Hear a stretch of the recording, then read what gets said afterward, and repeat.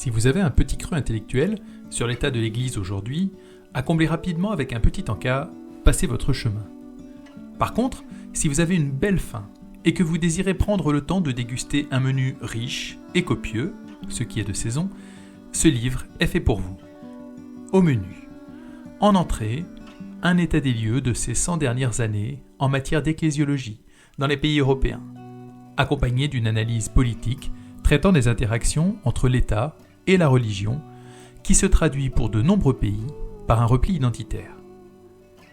En plat principal, les origines sociétales de la crise, baisse des vocations, libération de la femme, confrontation à d'autres religions, individualisme exacerbé, fin du modèle rural et enfin, défaut de transmission entre générations dû à la naissance d'un nouveau modèle de société.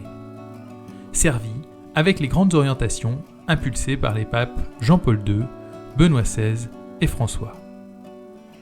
Une courte pause Covid, avec pour conséquence des églises totalement vides, des rituels en distanciel et la difficulté de rassembler les brebis dispersées.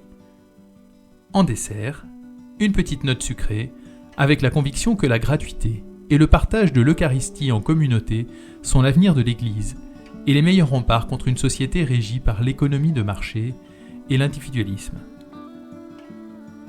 Un ouvrage nourrissant, car solide sur ses argumentations et ses sources, mais jamais étouffe chrétien, car bien préparé, léger et clair dans sa rédaction. Il offre une compréhension complète de l'histoire de l'Église et un panorama 360 degrés sur les bouleversements survenus depuis un siècle. Un point de vue idéal pour prendre du recul et engager sereinement des réflexions sur les transformations que doit engager l'Église.